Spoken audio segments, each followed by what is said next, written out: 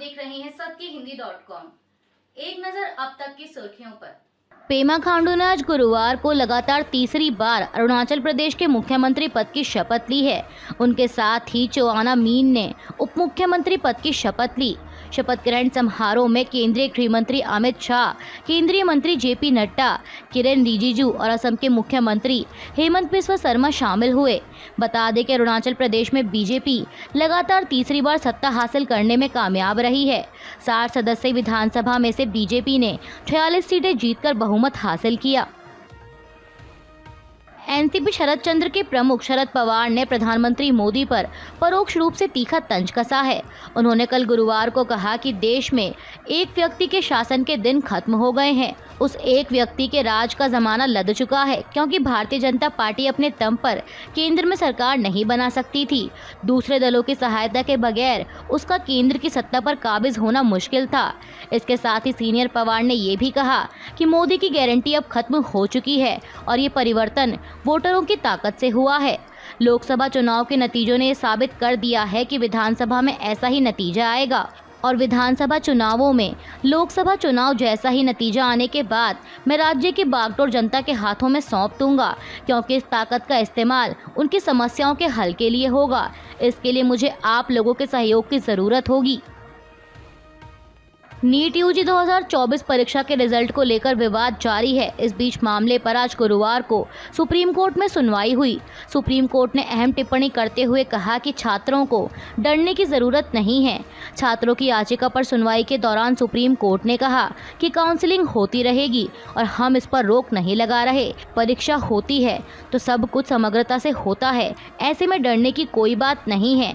साथ ही कोर्ट ने ये भी कहा कि पूरी तरह से एग्जाम को रद्द कर देना अभी उचित तरीका नहीं है।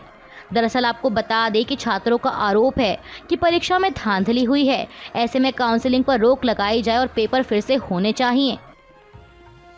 नीट परीक्षा मामले में केंद्र सरकार की ओर से अदालत में पेश वकील ने बताया कि शिक्षा मंत्रालय की गठित की गई 4 सदस्यीय कमेटी ने 1500 से ज़्यादा बच्चों के फिर से पेपर कराने का सुझाव दिया है।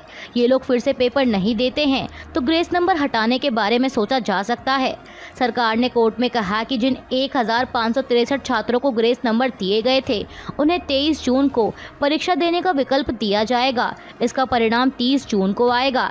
यानी 1563 बच्चों के सामने विकल्प है कि वो या तो पेपर दें या फिर 4 ग्रेस नंबर को छोड़कर नई रैंकिंग स्वीकार करें, और ये नई रैंकिंग भी 30 जून के बाद ही जारी होगी।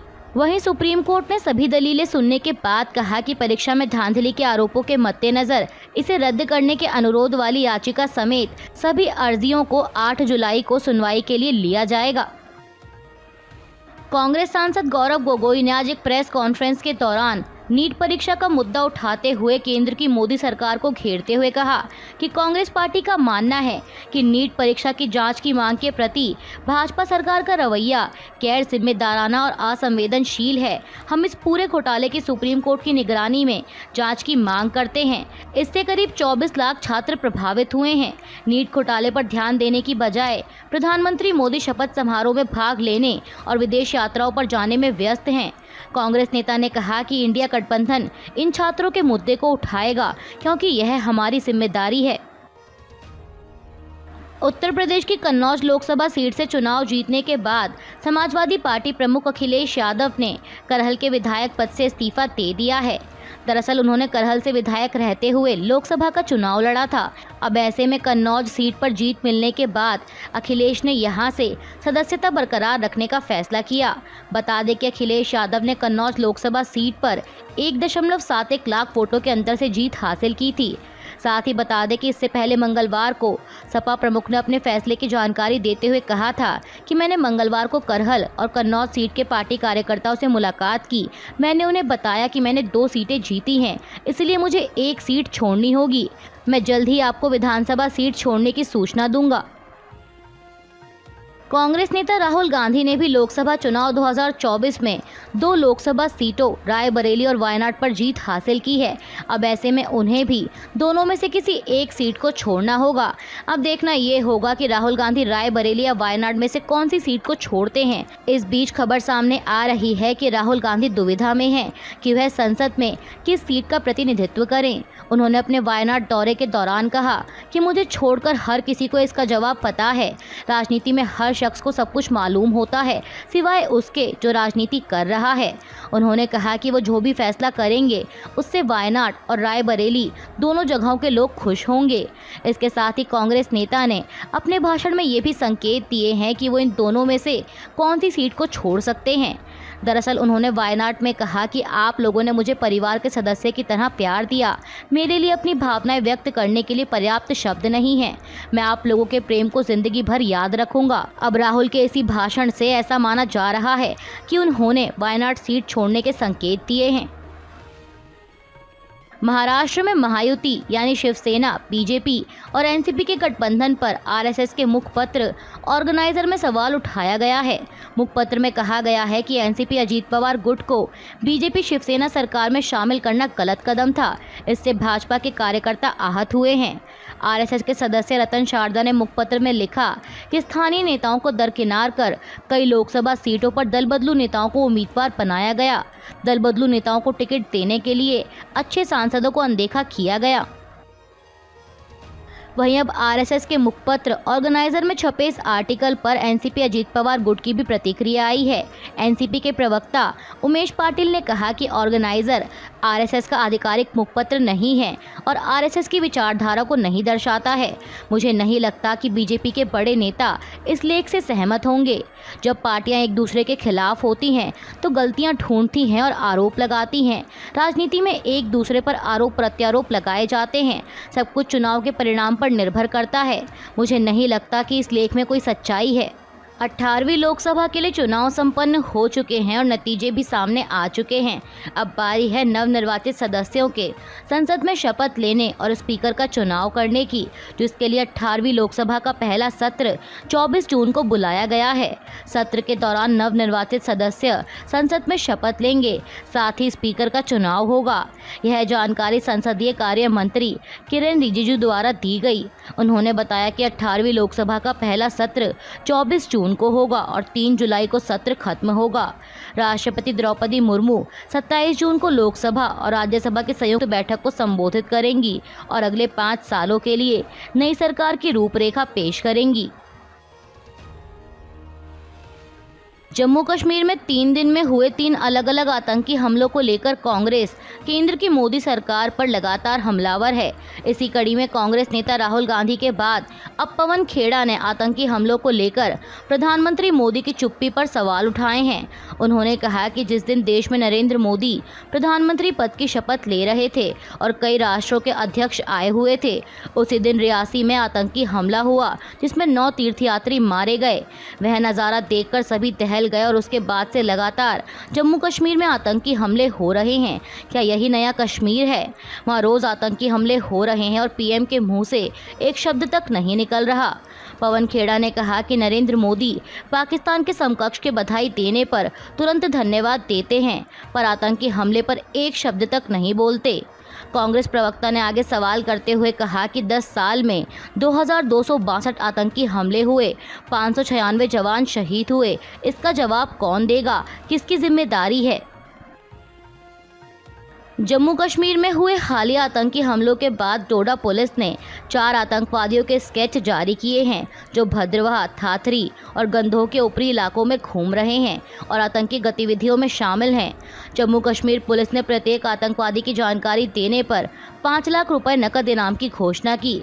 इसके साथ ही पुलिस ने कुछ फ़ोन नंबर भी शेयर किए हैं जिस पर आम जनता से इन आतंकवादियों की उपस्थिति या गतिविधि के बारे में जानकारी देने की अपील की गई है। जारी बयान में कहा गया है कि सूचना देने वाले की पहचान गुप्त रखी जाएगी। महाराष्ट्र के मुख्यमंत्री एकनाथ शिंदे ने एक हालिया बैठक में अपनी ही सहयोगी भाजपा पर निशाना साधा है। दरअसल सीएम शिंदे का कहना है कि 400 पार वाले नारे से एनडीए को काफ़ी नुकसान हुआ है। इससे जनता में गलत संदेश गया। लोगों को लगा कि 400 से अधिक सीटें लाने के बाद एनडीए संविधान बदलने और आरक्षण खत्म करने जैसे कदम उठा सकता है। मुख्यमंत्री ने कहा कि विपक्ष द्वारा झूठी कहानी गढ़े जाने के कारण हमें कुछ स्थानों पर नुकसान हुआ। अब महाराष्ट्र के मुख्यमंत्री एकनाथ शिंदे के इसी बयान पर पलटवार करते हुए कांग्रेस नेता सलमान खुर्शीद ने कहा कि आखिर 400 पार कहने का क्या कारण था और इसलिए ये कहना कि हमने यानी विपक्ष ने इसे गलत तरीके से पेश किया है उचित नहीं है, जब तक कि वे हमें यह नहीं बताते कि उन्होंने 400 पार क्यों कहा। कांग्रेस नेता ने कहा कि हम नहीं बल्कि उनकी अपनी पार्टी के लोग, उम्मीदवार और नेता हैं जिन्होंने कहा कि वे संविधान बदलना चाहते हैं। आप 400 से कम सीटों में भी संविधान बदल सकते हैं, बशर्ते आपके पास विपक्ष का समर्थन हो, लेकिन संविधान में केवल उन उद्देश्यों के लिए परिवर्तन किया जा सकता है जो नागरिकों के लिए अच्छे हों। सलमान खुर्शीद ने आगे कहा कि स्पष्टीकरण उनकी ओर से होना चाहिए। जम्मू कश्मीर में हुए आतंकी हमलों पर नेशनल कॉन्फ्रेंस के अध्यक्ष डॉक्टर फारूक अब्दुल्ला ने ऐसा बयान दिया है जिससे वह एक बार फिर खुद ही घिर गए हैं। उन्होंने कहा कि हमारे पड़ोसी के साथ अभी भी समस्याएं हैं। सैन्य कार्रवाई से ये समस्याएं हल नहीं होंगी। जब तक हम अपने पड़ोसियों से बात नहीं करेंगे हम इसे हल नहीं कर सकते। आतंकवादी सीमाओं के रास्ते आ रहे हैं और वे आते रहेंगे। कल जो भी सरकार होगी उसे भी यही सब झेलना पड़ेगा। हमें इन परिस्थितियों से बाहर निकलने की ज़रूरत है। हमारे पास एक बड़ी यात्रा यानी अमरनाथ यात्रा आने वाली है। वहाँ होने वाली कोई भी छोटी सी घटना देश के बाकी हिस्सों में फैल जाएगी। हम कश्मीरी इन चीज़ों के लिए जिम्मेदार नहीं हैं। हमने कभी इन चीज़ों का समर्थन नहीं किया है। फारूक अब्दुल्ला के बयान पर जम्मू कश्मीर के पूर्व उप मुख्यमंत्री और भाजपा नेता कविंदर गुप्ता ने पलटवार करते हुए कहा कि वे हमेशा पाकिस्तान का राग अलापते हैं। आतंकवाद के मुद्दे पर पूरी दुनिया ने पाकिस्तान को अलग थलग कर दिया है। धारा 370 हट चुकी है। जम्मू कश्मीर में यात्राओं का दौर शुरू होने वाला है और चुनाव भी आ रहे हैं। ऐसे में आतंकवादी समूह ऐसे प्रयास करते हैं और सफल भी हो जाते हैं, लेकिन इसका मतलब ये नहीं है कि पाकिस्तान के आगे घुटने टेक दें। यह पुरानी सरकार नहीं है, यह भारत सरकार है, पीएम मोदी की सरकार है। हम घर में घुसकर मारने में सक्षम हैं। हमें अपने सुरक्षा बलों पर विश्वास करना है। उनके कारण ही हम आज जी रहे हैं। बीजेपी नेता ने आगे कहा कि जल्द ही आतंकियों को मार गिराया जाएगा।